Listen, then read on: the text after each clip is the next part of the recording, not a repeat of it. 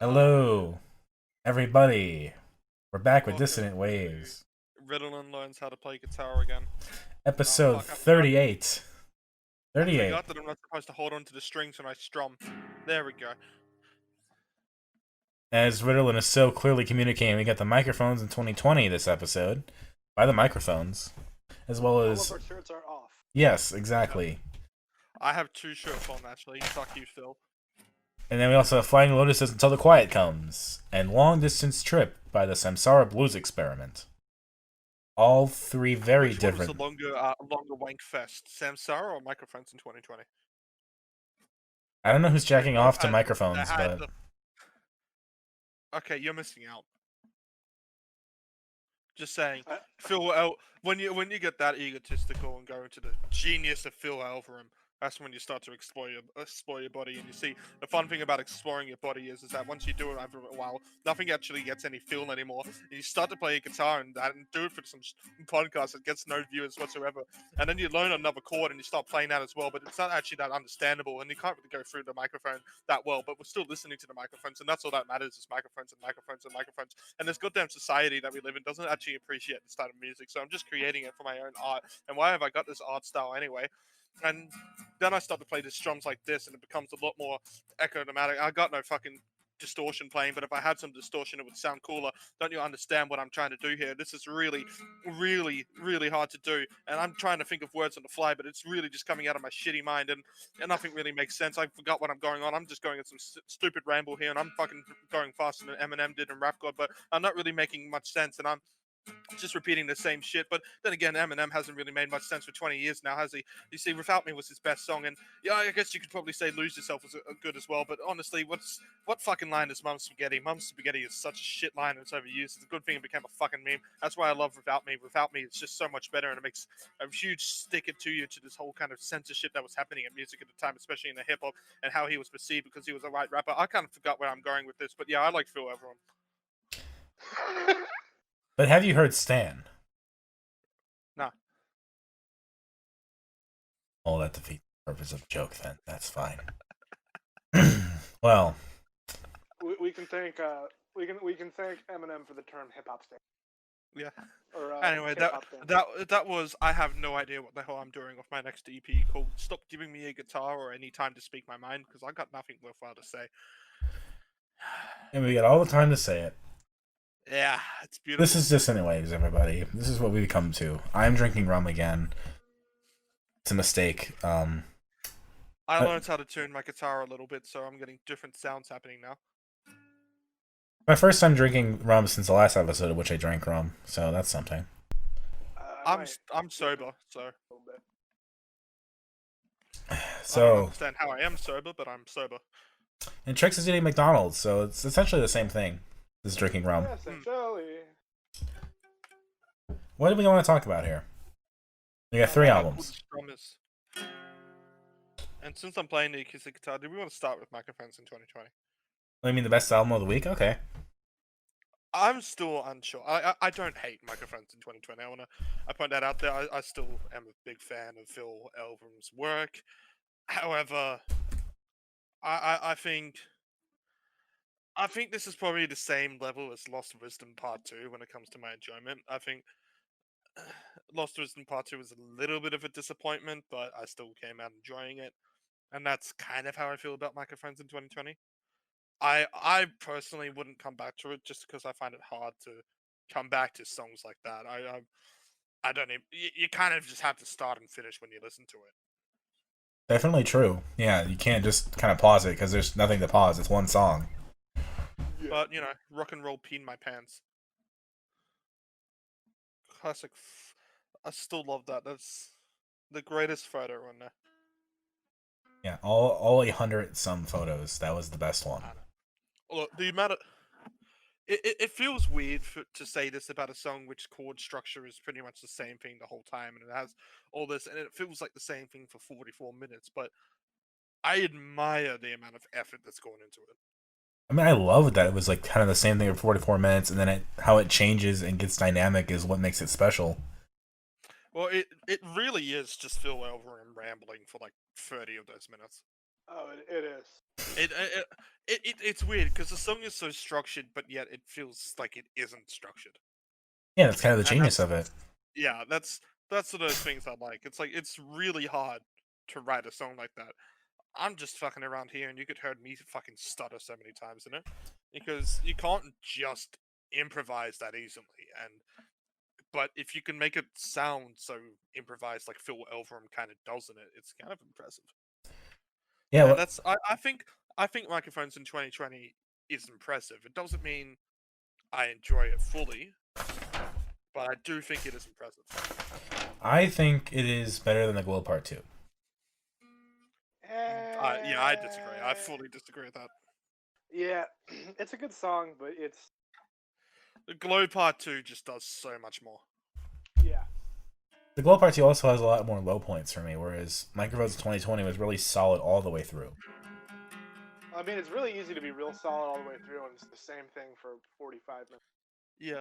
I mean, it is and it isn't. Like, it tells a whole story. It's kind of like a movie almost. You know, and it's kind like of a how he's weird. talking about how he burned the name on the microphone. That's a beautiful strum by me. You can only catch that on my next EP. Yeah, it is kind of interesting to actually sit back and listen to his words and him. It's I guess the best way to put Microphones in 2020 is it's an interview with himself. Oh yes, absolutely. It's like writing a memoir, but just making it a song instead. Yeah, it's one of those more things. It's art like than music. he's talking about some parts so specifically. It's like he's been asked a question specifically about it, but the only person who asked was him. So he's giving all this background info that we're not even sure we wanted, but we kind of appreciate it. I mean, who doesn't want to know if the time he saw Crouching Tiger, Hidden Dragon in Aberdeen at $1.50 matinee, and then ran around the parking lot trying to fulfill a martial arts fantasy?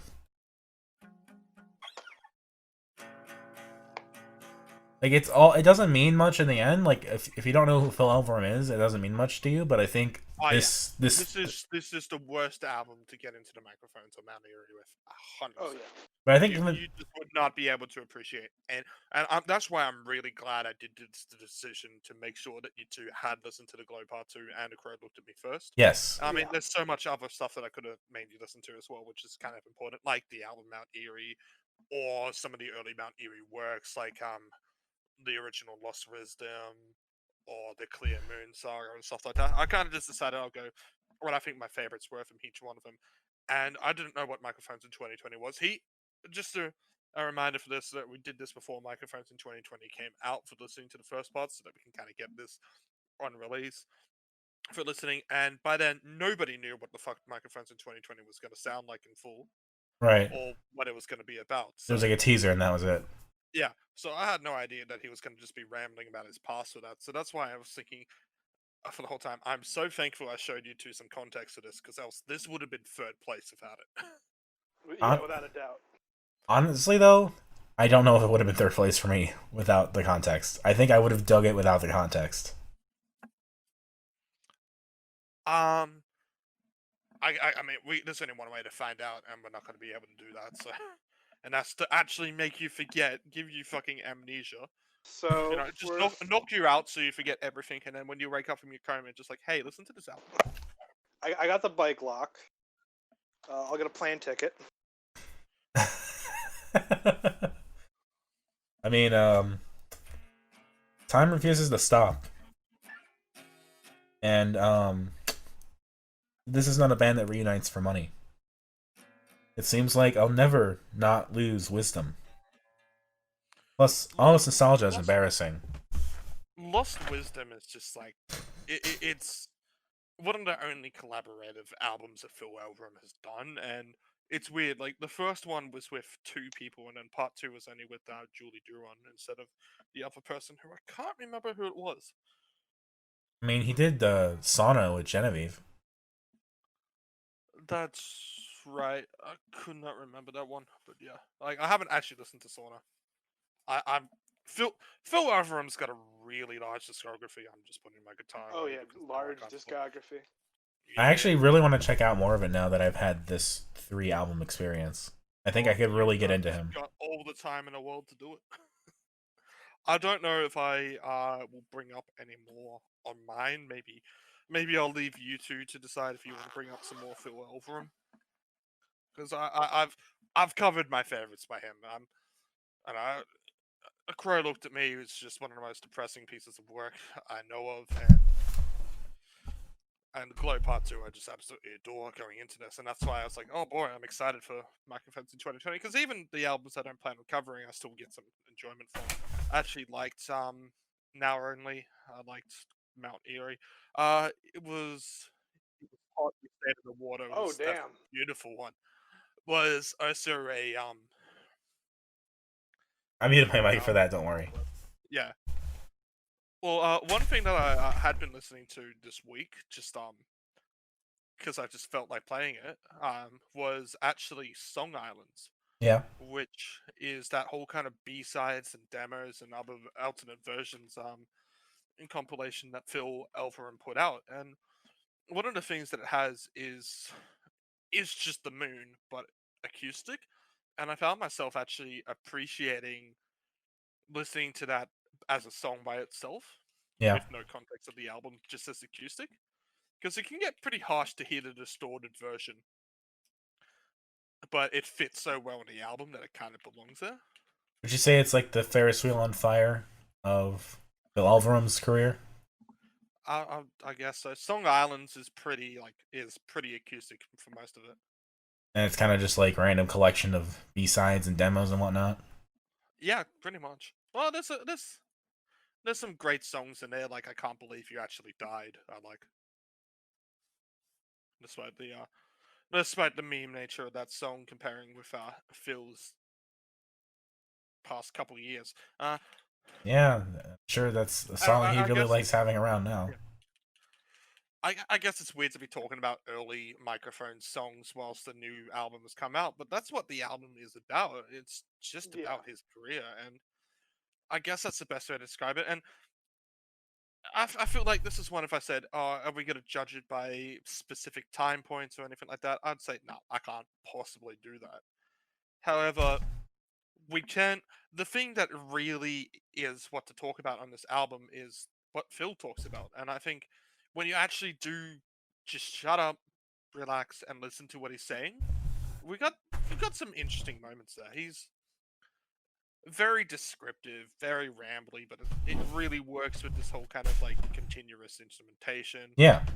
I'm not a big fan of how little the changes actually do occur, but when they do occur, they are fucking great. Like when the distortion finally came out, holy fuck, did that hit well? Oh yeah. I think it was What like was I marked that down. It was like 25 minutes in. yeah, I was gonna say it was like 20 minutes. I haven't marked it down. I could just kind of remember.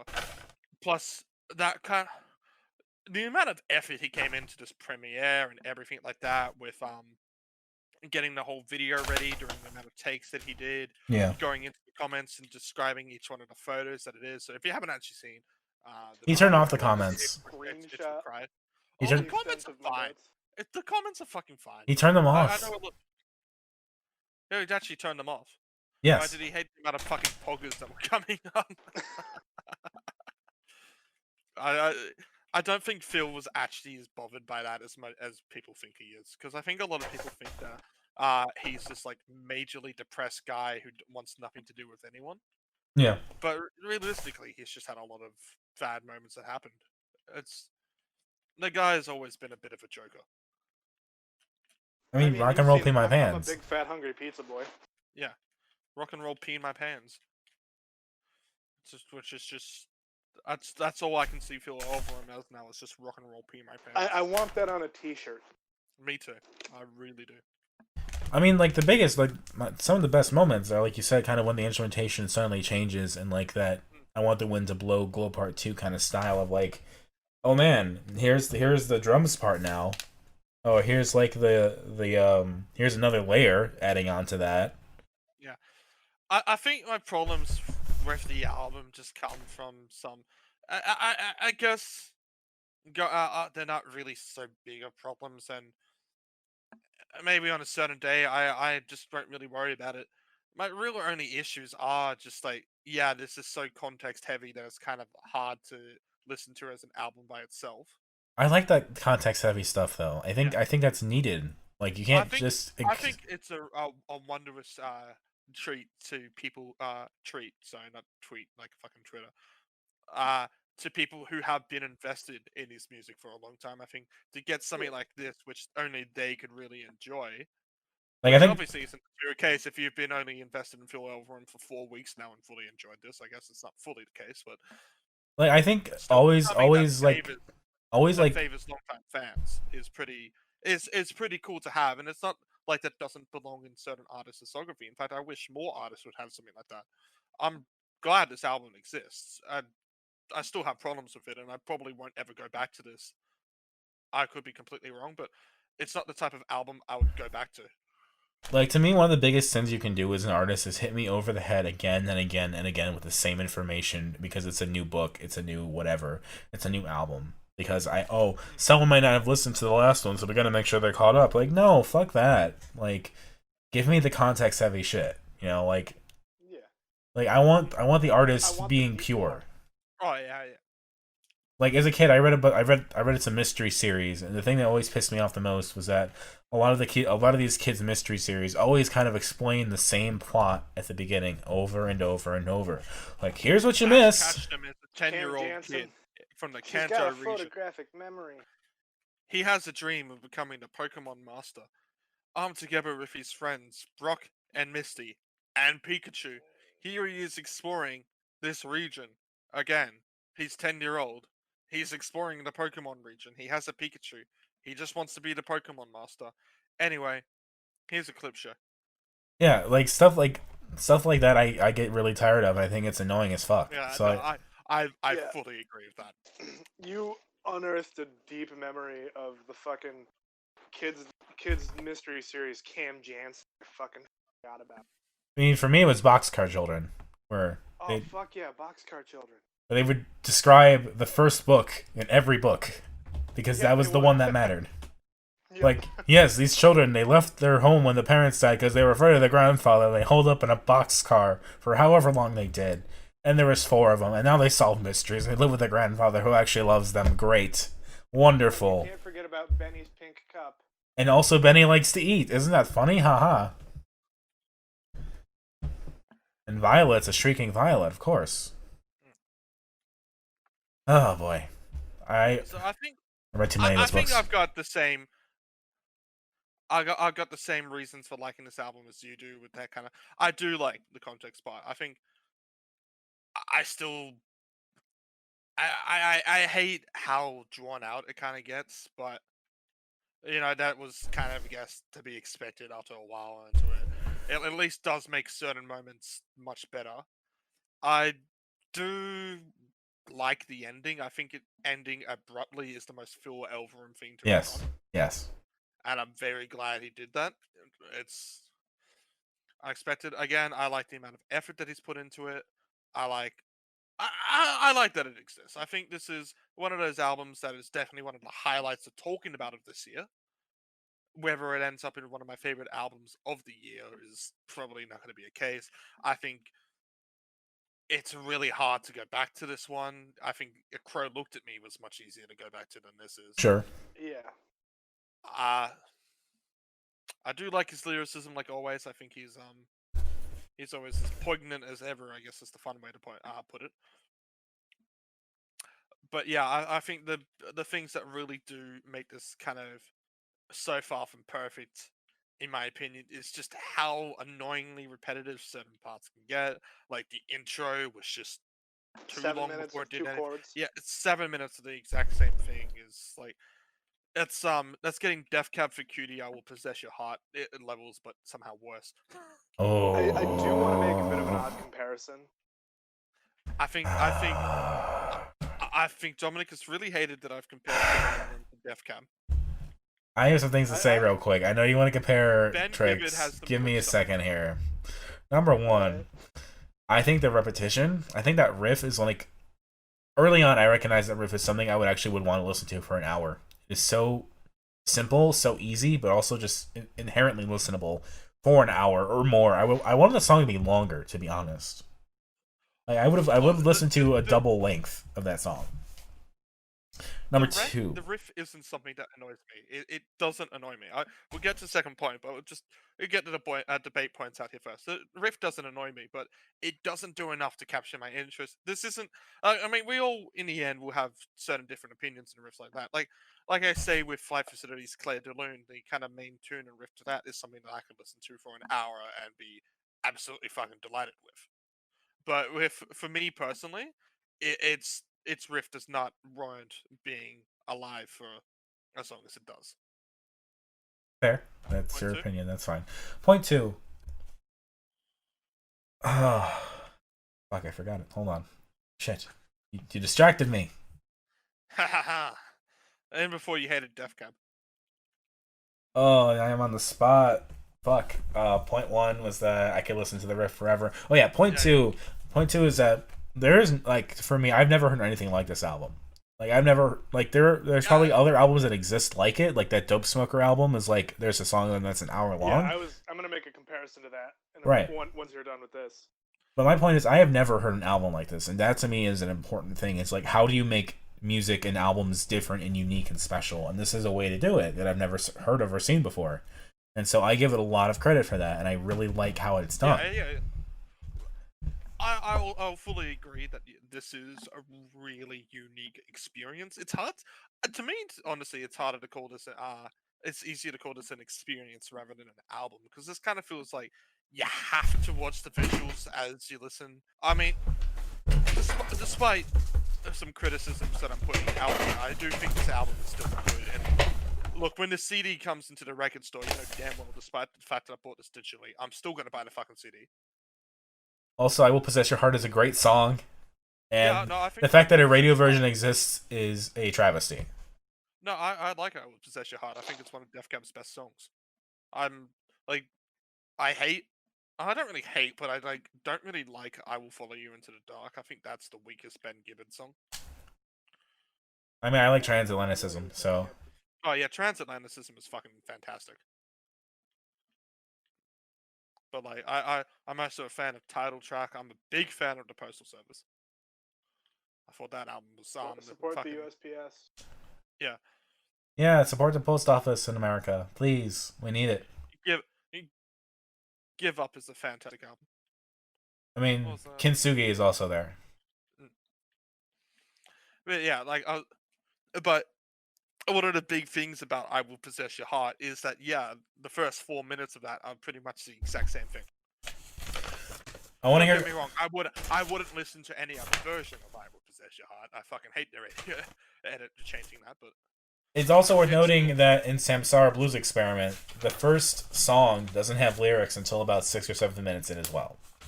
Yeah. Look, I will get in. Yeah, I will get into my my criticisms and my differences of Samsara when we get to Samsara. Please, Trix, go ahead. So this thing I've been trying to say about this album really reminds me of Dope Smoker by Sleep, in the fact that Dope Smoker is like this huge stoner rock epic. It's just 60 minutes of the same song, riffing over like the same heaviness, and it all sounds very similar, but you keep driving it forward, and it's telling the story about like the weed prophets fucking just smoking weed all I'm not even kidding. It's the stupidest, like, yeah, I've never listened to it, but I probably will have to listen to it at some point. Yeah, I'm gonna do it for the podcast. You're going to. Good.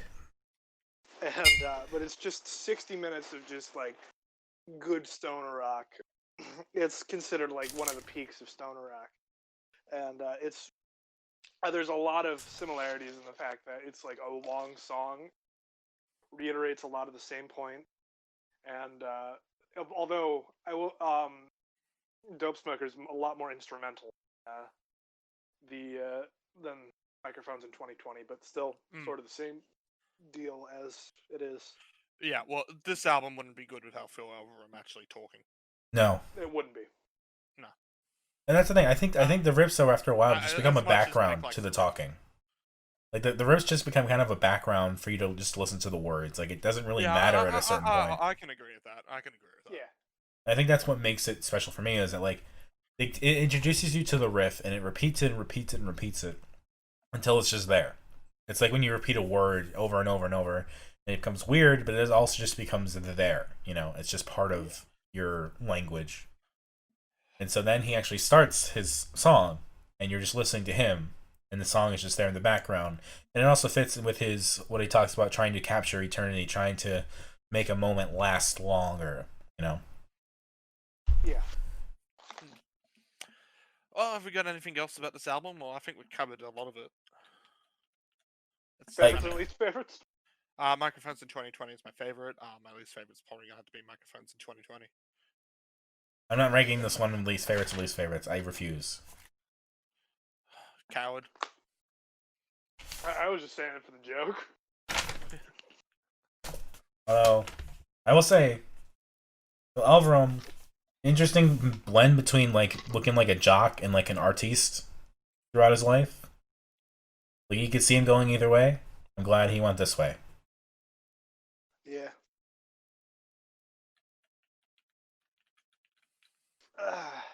I mean, now that I've seen 800 photos of him, it's easy to remember what his face looks like.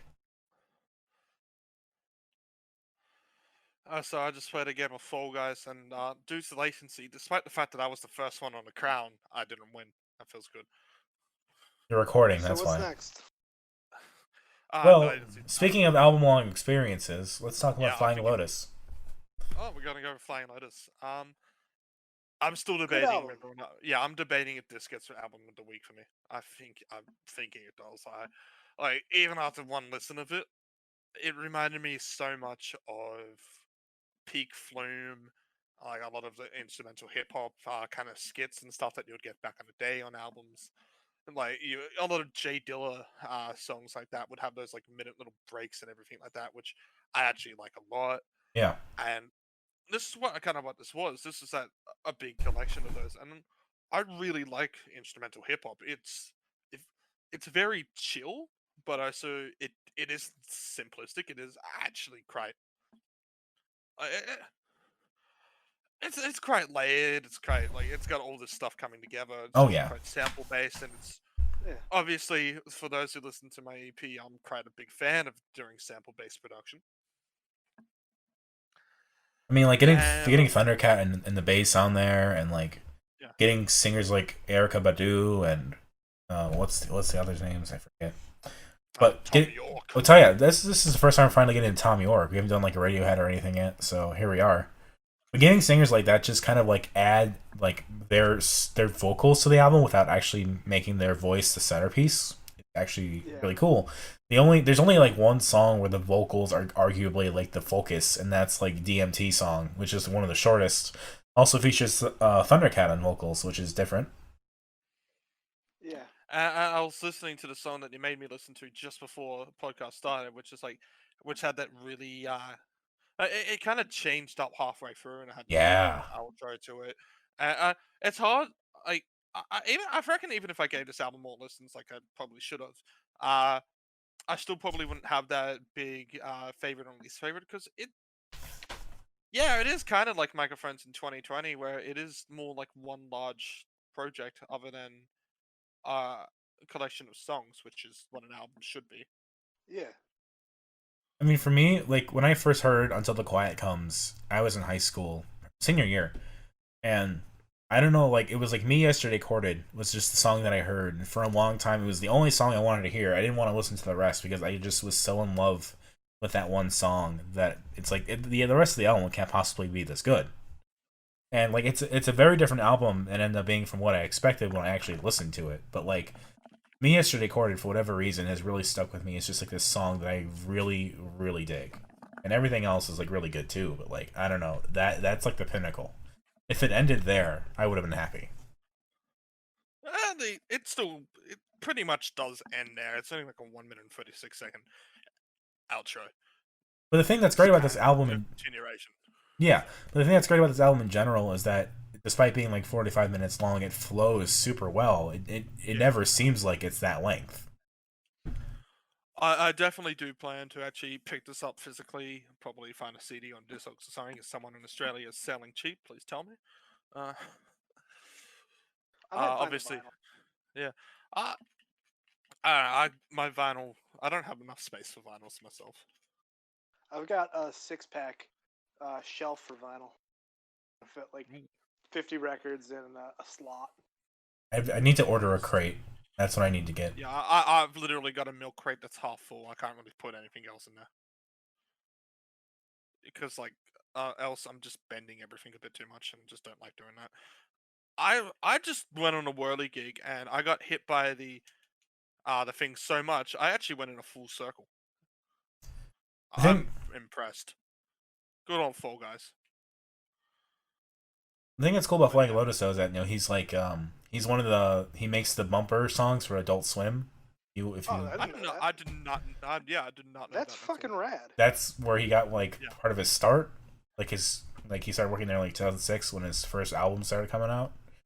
He's also has a character called Captain Murphy, which has been on like Adventure Time and stuff. Like his songs have been. I didn't know that. Yeah, so Yeah, he's been doing a lot of stuff, and he's kind of expanded, and he has his own record label, Brain Feeder, that he started giving Thundercat his own and albums at that point. Then Yeah, I wonder if he has any like attachment to the Flylo radio station in Grand Theft Auto 5. yes, that is his. yeah. Shit, that was like all I listened to when I played it. GTA 5, I believe all the radio stations are actually hosted by musicians. Like Waves, I believe actually hosted one. I know that The Dream by the OCs was on the rock radio. I mean, and it also bears repeating that Flying Lotus, Steve Ellison, is the grandnephew of Alice Coltrane, the wife of John Coltrane. So That's the whole jazz thing here is it's generational. It's like a family thing. yeah. So like there's a lot of precedent. And his grandmother was also Marilyn McLeod, who wrote songs for like Diana Ross and stuff like that. And Alice Coltrane's sister. So it's a huge musical family. His previous album to this, Cosmogramma, was about that. Well, like the microphones in 2020, this is not really something you can go back to listening to bits of. I think this is an album that if I go back to, which I plan to, I'm more going to be listening to, at least for the first couple while. I'm not going to be listening to individual songs. I'm just going to be listening to the album. Yeah. Just because it's kind of hard to get individual moments on here as being massive highlights. Maybe with more listens that will change. Probably definitely with more listens that will actually change. There's definitely been enough albums like that. I constantly talk about how Wolf Parade has gotten some more highlights as I go into it. Julia Taking a Man Home is such a great fucking song. The funny thing about this album is that there are clear like song breaks. Like most of the songs have like a song break, but you don't even notice it. It just flows so well despite that. That it still sounds like it's continuous sound, and it just keeps. It's like the avalanches almost, and how it just continually goes. Oh, so if you grab in Fall Guys, you deserve the death penalty. That's my honest opinion. Unless you grab on Jump Club like these fuckers or Block Party, in which case I reckon you should be waterboarded. Then death penalty. Is anything like grabbing in Gang Beasts? Gang Beasts is couch co-op more like though. I know it has online, but it's couch co-op. But is the grabbing anything similar? Well, difference is that there's no real latency issues with that because there's less data to be sending around. So Fair. So it's a lot easier to dodge grabs. So I know it's harder because like harder controls in Gang Beasts from what I've heard, but still the point there being. Either way, I'm on Block Party right now, so anyone who grabs me, I'm just gonna grab back and I'm just gonna kill myself with them. You're gonna disappear here. Yeah. Disappear here. Song for Clay. Well, this fucker's actually cheating because there's a person who's just flying around the map right now. Oh. So that person's actually hacking. That's kind of cool. I hope we get a team game that they lose, because that's the only way to get rid of hackers. Unfortunately. Wasn't it Oliver Tree who got like an early start by getting Tom York involved and like remixing a Radiohead song or something? I do not know. I feel like I read that like Tom York approved one of his songs early on and he featured on it because it was like a remix, and then he also covered some songs or remixed them. That's a really interesting and awesome way to start out a career. This is fucking grabbing. I'm gonna look up Wikipedia because I feel like it was on there. Oh yeah, it was on his EP Demons. He covered Karma Police, and Tom York approved it. That's cool. Yeah, I like that. But having Tom York on this album, and also they've worked a lot together in the sense that he's Flying Lotus has like remixed Reckoner from In Rainbows. He was gonna get Johnny Greenwood on this album, but then he just sampled one of his songs for Hunger.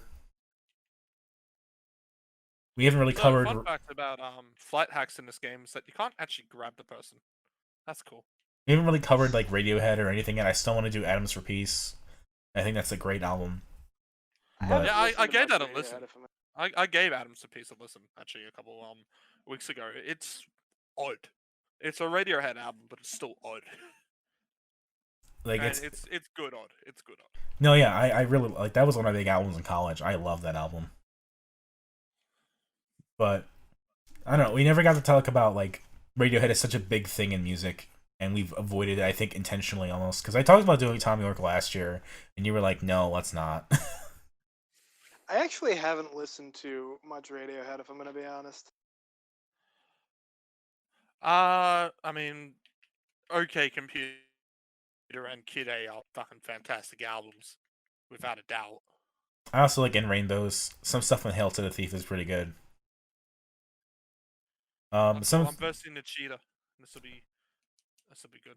And then some stuff in their other albums kind of depends on how you feel about it. I mean, the only thing you talk about Pablo Honey is Creep, of course. Pablo Honey is like nothing without Creep. Yeah, Creep is a good song. I see a lot of people go against Creep, but Creep is still a good song. We should do Pablo Honey just to see if there's anything else we actually like. Yeah, we probably should. I'm just pissed that we got this blatant cheater in Fall Guys at the moment who seems to... he's flying around the map and he gets direct control over so much right now. Like, he gets all the speed hacks, all the flight hacks, and he gets to qualify. It's very dumb. What are you playing on? PC. Oh, damn. I was going to say, I think a PS4 or something, and maybe I can download it or something. We can play it later, Dominic. Okay. And my cousin plays it. I feel like I should play with him or something at some point. I don't even understand how flight hacks became a fucking thing, but legit, if you play games like this, which is supposed to just be casual, and you actually need to use fucking hacks, you're just pathetic. I don't get it. But I mean, these people know that they're pathetic, but they just like don't care, and it's really, it's an unfortunate waste of time. It's worth noting that after this album came out, Until the Quiet Comes, Flying Lotus also helped produce To Pimp a Butterfly, so he has been nominated for Album of the Year before. That's pretty cool. Yeah. I'm helping us get to a situation because Also, Thundercat was also a producer on that album, surprisingly. Well, not surprisingly, I just didn't know that. So Thundercat's a great bass player. So there's a lot of ties you can kind of draw there that we'll definitely go into eventually, because To Pimp a Butterfly is definitely one I want to do. Like, yeah, I wasn't big. I mean, you know me, I'm not really too big into American hip hop that much, but To Pimp a Butterfly is still fantastic. Yeah. I'm just currently still annoyed that this fucking cheater gets to play. Man. Why is the fucking other team helping this guy? It's shit. Whatever. The unfortunate reality with any game in which there has to be a winner. There's also a loser. I don't like it when they have to win fairly. So Trix, have you watched Adventure Time? Oh yeah, I fucking love Adventure Time, man. Oh yeah, we're talking about Flying Lotus. Well, I mean, I don't really have too much to say when I've already given it a one listen. Do you know the soundtrack much at all? Not really. I know that I only really know like the Marceline Rebecca Sugar songs. If I told you the title about that time / a glitch is a glitch, it doesn't mean anything. Not really. Okay, I'm just curious because that's the song that Captain Murphy did. That is his alter ego. I don't remember Captain Murphy. Like I don't think he was in the show, but he just did that song, and it's like a whole cartoon personality he has. Hey, did you know that the Red Hot Chili Peppers guitarist died? Yeah, I heard about that. I just found that out 5 seconds ago. John Frusciante died? No, Jack Sherman. I think it's He was on the early albums. Yeah, I don't think it's current guitarist. The early guitarist too that nobody gives a shit. He was in the article I read. He was very disappointed about not being in the Rock and Roll Hall of Fame for his contributions. Yeah, that is kind of shitty. But not as shitty as not as shitty as Cheetahs and fucking Fall Guys. Speaking of Red Hot Chili Peppers, Flea is on Adams for Peace as well. Yeah, Flea's best bass line was fucking Bust a Move. Flea is an overrated bassist. Thank you. Yeah, that's why I said his best bass line was on a Young MC song. He does fine. I mean, Flea is quite prolific, but he's not like that. He's fine. He does fine. He ruined slap bass.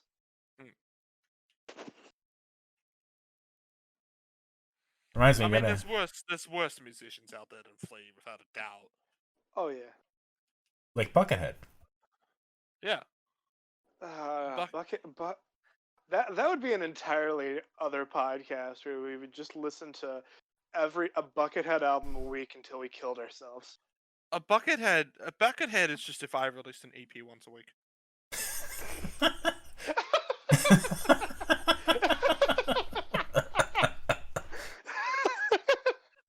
We got the King Gizzard. We got the King Gizzard episode coming out. Why don't we just do a whole Buckethead episode? That was a kamikaze by words right there. King Gizzard is actually good though. Yeah. Oh, and that's fair. What was I gonna say? I actually do end up listening to a Buckethead sample every day, like at least once a week, because there's a podcast I listen to where they're like one of their fucking transition sounds is just a from a Buckethead song. You gotta like somewhat appreciate that he's willing to put out that much music and that much effort, even if he doesn't. Okay, that much effort is debatable though. I mean, he's doing the work. Yeah, he gets some effort into it, but it's like. I mean, he was in fucking Guns N' Roses, wasn't he? Yeah. For a bit, but like, wasn't anybody? Yeah, he replaced Slash. Here's a list of artists he's worked with: Bootsy Collins, Iggy Pop, Les Claypool, Serge Tankian. I was gonna say Tarkanian, but that's not right. Viggo Mortensen, Bass Nectar, Guns N' Roses, That One Guy. Nice. Have we got anything else to say about Flying Lotus, by the way? Buckethead has released 314 studio albums. I feel like it's a crime to like talk about Flying Lotus and then start talking about Buckethead. Well, you got distracted by talking about Fall Guys. Yeah, I guess. Look, I really like this album. I like it too. I'm debating whether or not album the week. It's one of those ones like when Trix does it, the classic. I need to get this more listens, it kind of things. Yeah. And I truly do need to get this more listens. I was expecting it to just be a blunder. To be honest, I did not know if this album would go over well. No, this is. It's. I mean, I think after I get the first listen, that's one of the few times I've actually gone straight up and said, Dominic, you fucking done a fucking good pick this week. If that's been the only time I might have actually said you've done a good pick. It might be. Now, I'm currently playing Slime Climb on Fall Guys, so I'm about to get triggered beyond belief. Yep, I got eliminated. Unfortunately, Unfortunately, this shows why socialism doesn't work because a bunch of people could not actually work with each other. Thank you. Oh, fucking oof. I do want to give a shout out to the DMT song, which Thundercat was on, that references their previous collaboration, Flying Lotuses and Thundercats, which was Pattern Grid World, and that's just a lyric. And so it's just cool that they kind of call back to that. Other than that, I really have nothing else to say. Yeah, it's kind of hard to put out individual moments in this. It does, I guess, yeah, it does blend, but it blends in a good way. Yeah, it's a complete thing from beginning to end. But I'm going to say the next one blends in a bad way. I do have a pretty easy third for this week. I would say I've been picking easy thirds lately. My favorite is for sure Me Yesterday Recorded. I think that song is brilliant. I love the change midway through. I liked it a lot as well. I can't give you a favorite or least favorite, but I just had to talk about that song a little bit. I don't know what it is about that song that I love so much, but it does something about that song. Just the first half and the second half hits so well, and they're so different, but they both kind of come together to make something that's a really great ending to an album. Yeah, giving it another listen, I think, yeah, I can understand why you have it as a highlight. I had to listen to the whole thing again to really tell you if it is the highlight, but yeah, it was very nice. I think it really falls into the whole, like, this is more of an album than it is individual songs as well, just because it is kind of hard to go and listen to some of that individually just at the moment. I could easily completely change my mind on that, and I'm actually fully expecting to. And the thing to say though, it is an album. The songs all blend together in a good way, but they are each individually very different. Yes. Oh yeah, no, I disagree. I do agree with that. Yeah. Like DMT song and Me Yesterday are not. They're similar-ish, but not very much.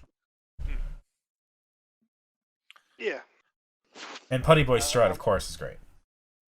Yeah, I was just about to say Putty Boy Strut, my favorite. And hard for me to pick a least favorite right now because I did not spend as much time as I wanted to. If I had to pick, didn't hate anything. If I had to pick a least favorite, it's Dream to Me, the last song, just because I want Me Yesterday to be the ending, and I think Dream to Me, while also being a decent ending, is just a little extra. That's pretty mean of you. You know, Dream to Me is just doing its job. No from what the Wikipedia says, he made that the afternoon he got his Ableton or whatever. It's just like a goof. That's adorable. A goof and a gaff. So we moved on to number 3 of this week. Although, like Hacks On, I'm sorry, before we go there, Dream to Me was recorded the day after purchasing his microKORG. That's what it was. Oh. My bad. That's kind of cool. Anyway, Samsara. Like Chasan, Haxon, I really enjoyed that album. It's just an easy number 3 because Until the Quiet Comes and Microphones in 2020 are so good. I don't know if I consider this higher than Chasan. I really only got the time to give this the one full listen because this is very long, but I did give it the one proper listen. I do still have some moments on here in which I liked.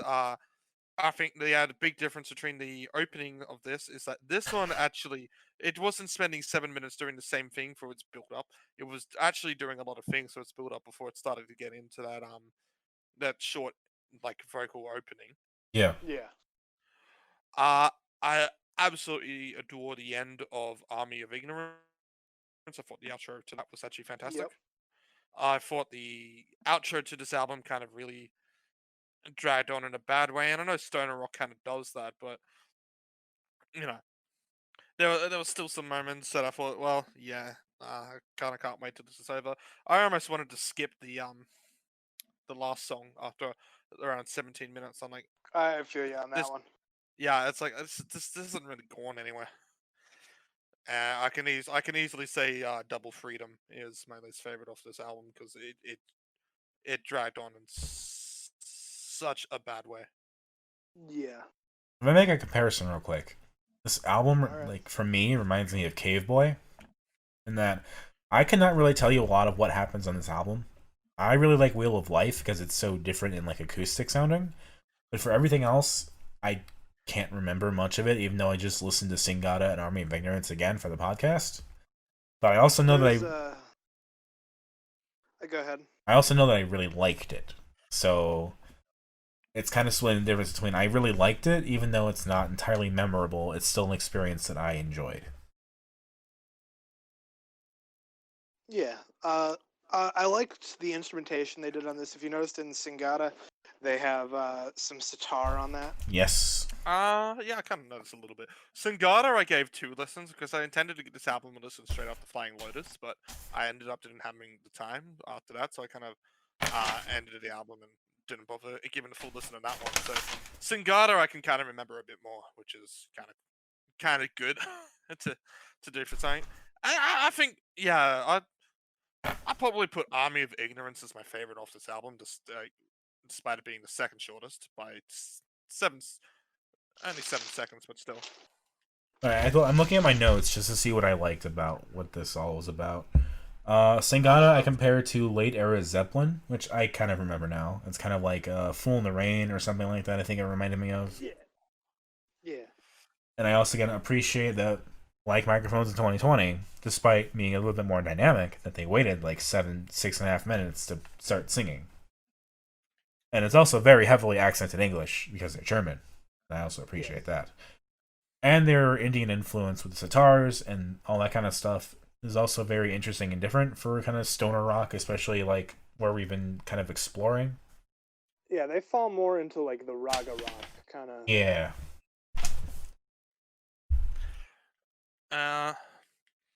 Wasn't it? Was this the one that had like a little bit of a following down in Melbourne or something as well? Yeah.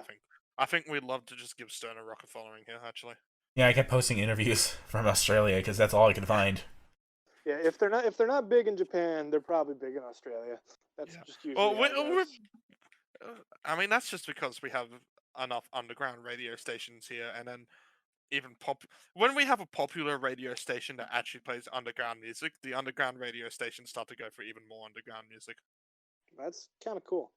Yeah, so it's actually a lot easier to get a scene in Australia as long as one radio station knows of your music. Still trying to get Weekend Running Club to get a scene here.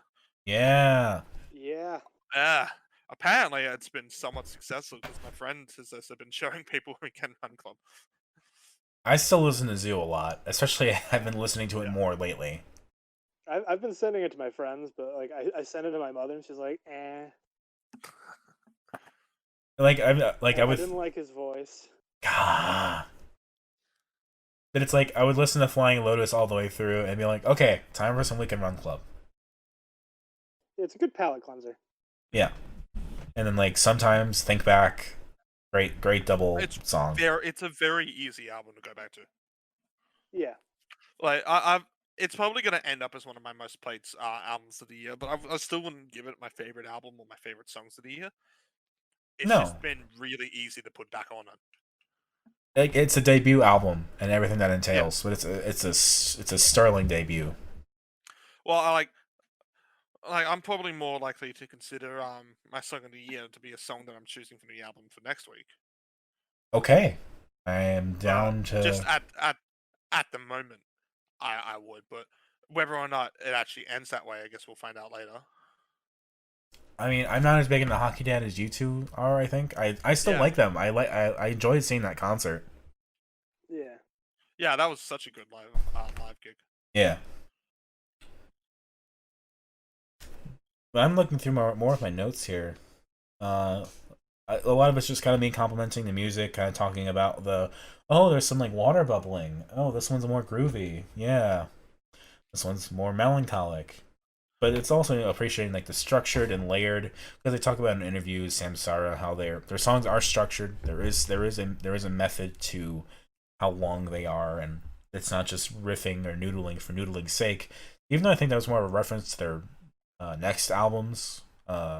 There's a lot of noodling going on here. I still think it's not as like wanky as like I think you think it is. It's like they're like I'm listening to it. And I'm noticing like the stoner rock, like they're doing a shit ton of like hammer on and pull off sort of deals. Like that's a big thing. Like it's not as big. It's not as noodly as you think it is. Really, it's pretty. That's fair. I don't like. I play guitar. I kind of know guitar. I don't know it to that level. Maybe. Yeah, I play guitar as well. Did we not remember the start of this episode? Don't make me go get my acoustic. Oh god, not again. I've packed my acoustic away. Do not worry. But I also have the comments in here about like, oh yeah, this is something I can fall asleep to. So that's kind of a cool thing, but you know, it's like it's music you get high to, music you fall asleep to, are kind of in that same boat. I did not get high to this album, so I cannot confirm to you how successful it actually is in that regard. Maybe we can find out later. Trix, have you attempted? I have not. Well, I guess we'll have to find out another day. Yeah. Is that how they test stoner rock? Is it just if it's good to get high to or not? Nah, it's usually written while high. And, okay. I mean, how was Dune Rats? Have you tried it with Dune Rats? Dune Rats is pub rock though. It makes no difference if you're high or drunk or on cocaine. Fair. For whatever reason, I still like that album quite a bit. I don't know why. Dune Rats only really talk about weed because it's the most legal drug that they do that they can talk about. Okay, fair enough. Yeah. There's been enough stories of their dressing rooms and stuff like that having a mysterious white powder. So weed is just a code word. Got it. Yeah. Oh, they're fucking great live, but like, yeah, they are very, very heavy into any drug they can find. It's you know those like stories of the people who went up to Post Malone and they smelled their musk and they threw up. Yes. That's exactly what I think would happen with Dune Rats. Don't tell me that. I'm gonna admire them from afar. Don't ruin the magic. I'm sure Post Malone is very nice in person. Yeah, no, I'm sure he's. I mean, I think those reports are exaggerated as well. I mean, I went to an autograph signing with Dune Rats and they don't smell. I can guarantee you that. They're actually like they're very nice people, but they also tend to clip like the Facebook clip of that they had of all the signings. They also showed the video where one of the fans did cocaine with them. Oh, wonderful. It's like, yeah, they're very pro drug to the point of which is kind of crazy how they're like still around or their videos are still on Facebook. It's pretty funny. I don't know. I think I'm just kind of drawn to acts like this or Chasan. I don't know why versus like your King Gizzards or your OCs. But you just have a taste for the worst. That's all I can say. That's fair. It's all good. It's all good. It's all in good fun. I pick Lauv, you know. Yeah. That's it. This is what you get. He deserved it, Your Honor. He picked Lauv. This murder case is solved.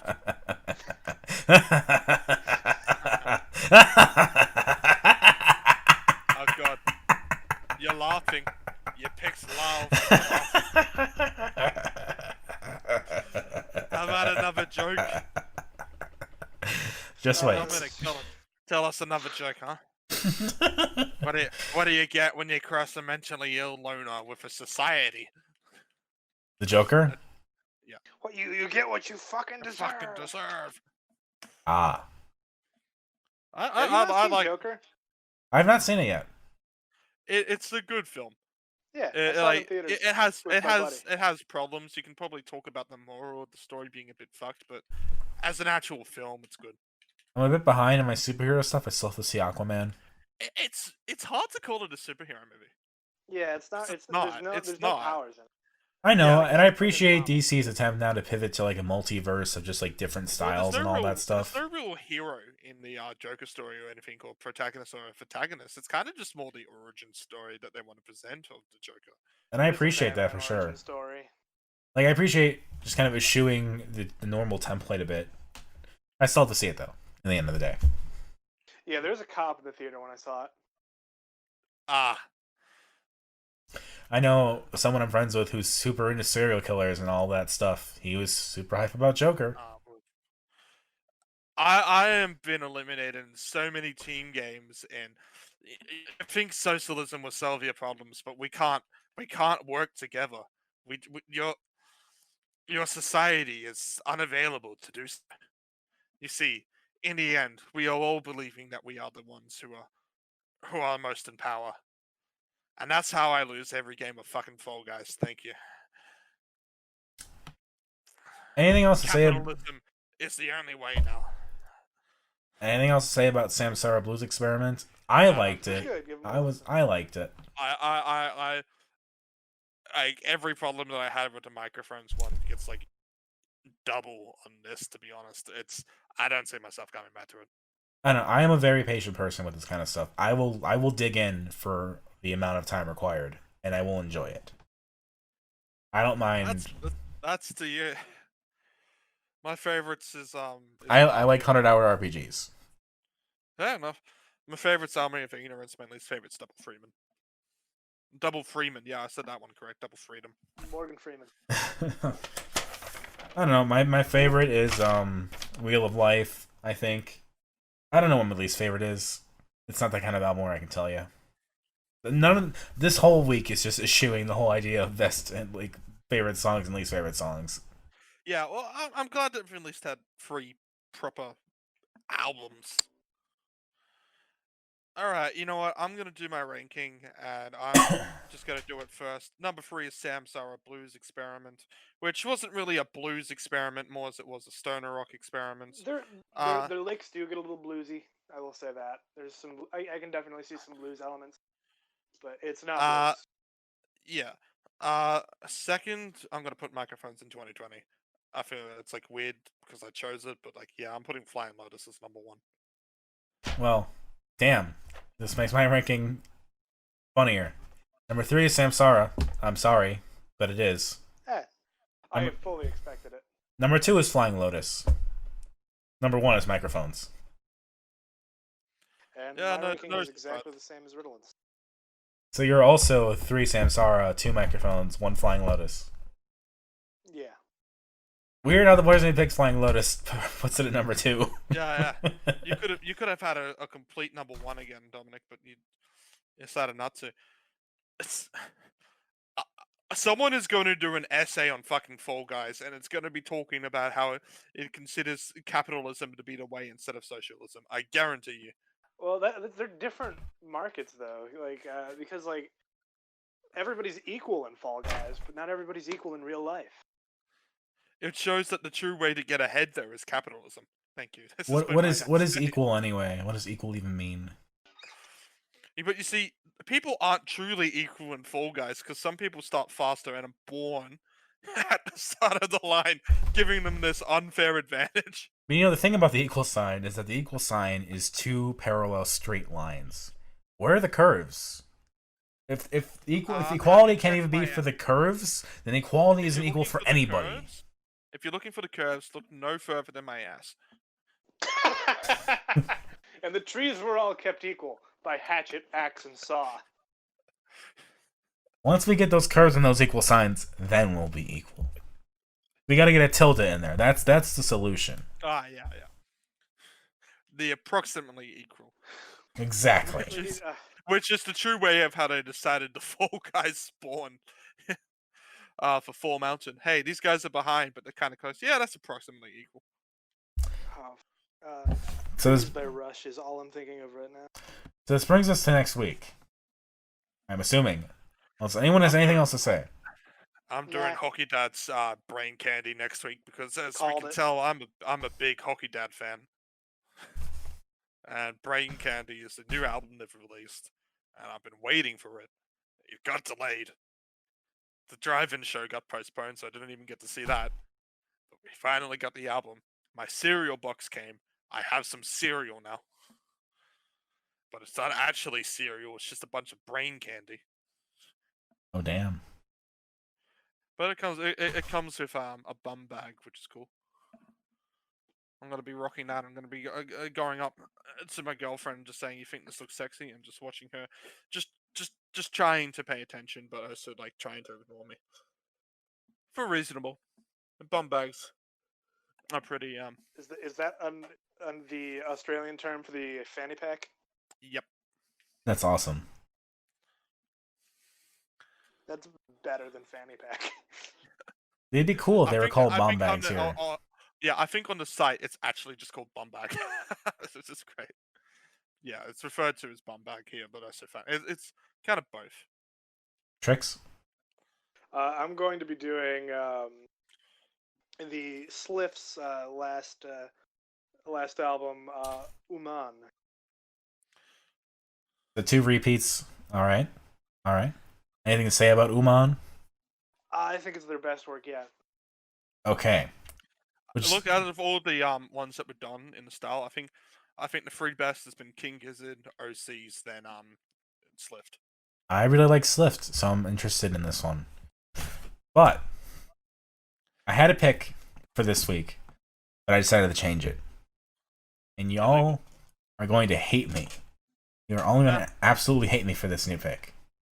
But I figured, since we completed the Phil Elverum trilogy, as we call it, I guess now, I would also complete something that I've been incidentally working towards on this podcast by bringing us back to a band that has not had a proper episode in the usual rotation.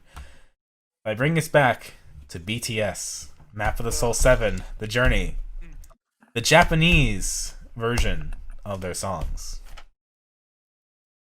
including some new ones and some old ones that weren't on Map of the Soul before. But hopefully, this completes the Map of the Soul saga, and we can leave BTS alone for like 5 years. 10. Oh boy, I don't really hate you, to be honest. Japanese K-pop songs, they're doing it. Yeah, J-pop's pretty good. But like, this is K-pop, but Japanese K-pop. Also worth noting that Map of the Soul 7, The Journey, is half the length of Map of the Soul 7. Or, like, not half the length, but, like, 2/3 less. Or 2/3 of the length. Popular enough to just keep releasing the same shit and I'd still get more streams. Yeah. I mean, look at the Red Hot Chili Peppers. Look at Lauv. Yeah. I And again, released the same Oliver album 11 Tree, times. Alien Boy. That's all I need to say. We could have had 3 rock albums this week, but I decided to change it. I'm sorry. What was your other choice going to be? Algiers. I'm not too devastated, to be honest. I like the Algiers one. This is going to be a fight between Hockey Dad and Slip. Yeah. Yeah, I figured let's give one of these two more time. We've already done an Algiers record, and I think we wouldn't really have too much opinions that have changed from the first one, to be honest. So I'm kind of glad that you chose BTS, to be honest. Yeah, we haven't had your opinions on the episode of BTS, Ritalin. I know, because I've managed to be successfully sick for both of them. And you might be sick for the next one. Who knows? But I really hope you're not.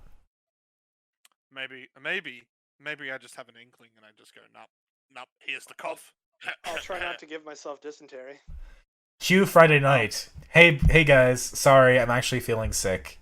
Can we reschedule? Can you do it without me? Do it without me, actually. Yeah, do it without me. Don't. And then out my pores. And then we both correct our pronouns. I'm sorry, Trix.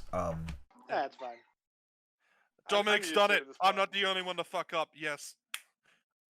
I am a petty man. Enjoy your victory. If only I could get a victory in Fall Guys.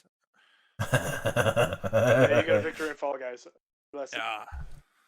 Anyway, as I am now the champion, I have been Ritalin.